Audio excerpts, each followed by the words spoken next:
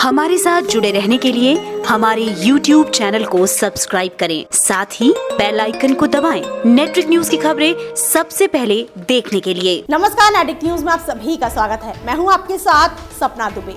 पिछले 84 दिनों से चल रहे महाभारत के शुरुआती रुझानों ने बीजेपी की एक तरफा जीत को साफ कर दिया है। लोकसभा चुनाव में गुजरात सीटों की कितनी अहमियत है, ये कोई बताने वाली बात नहीं है, क्योंकि गुजरात पीएम मोदी का गृह राज्य है और यही की सीटों पर कौन अपना कब्जा बना पाता है, ये सवाल हर किसी के मन में उफान मार रहा था, जिसे शुरुआती रुझानों ने ही पूरी तरह से साफ कर दिया है।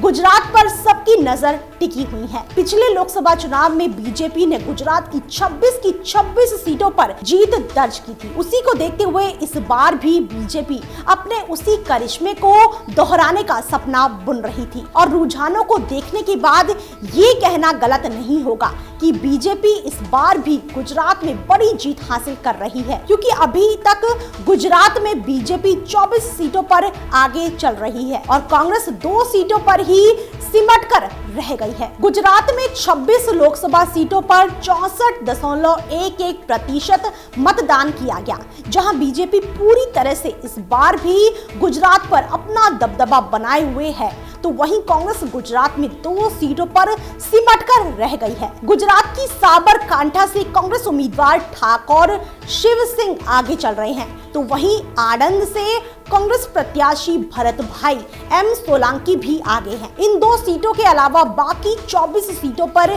बीजेपी आगे चल रही है।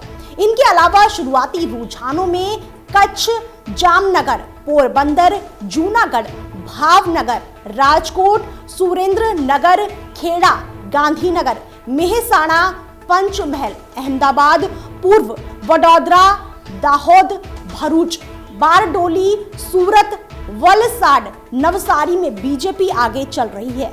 इस बार गुजरात की गांधीनगर सीट से बीजेपी अध्यक्ष अमित शाह को मैदान में उतारकर बड़ा दांव चल रही है और ये दांव अब सही साबित होता नजर आ रहा है, क्योंकि अमित शाह भी गांधीनगर सीट से आगे चल रहे हैं। गुजरात में गांधीनगर सीट को बीजेपी का गढ़ कहा जाता है, क्योंकि इस सीट से बीजेपी के वरिष्ठ नेता लाल कृष्ण आडवाणी जीतते आए हैं, लेकिन इस बार बीजेपी ने उनका टिकट काटकर बीजेपी अध्यक्ष अमित शाह को यहां से मैदान में उतारा था, जिसके बाद विपक्ष ने लगातार पीएम मोदी पर अपने बुजुर्गों का अपमान करने का आरोप लगाया था।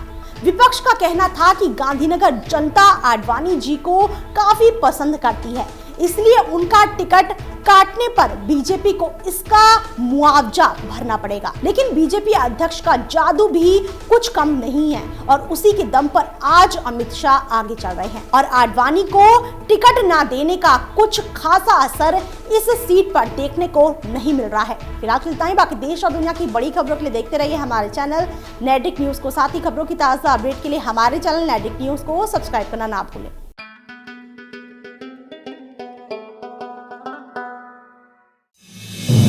आप देख रहे हैं नेटवर्क न्यूज, साहस सच कहने का।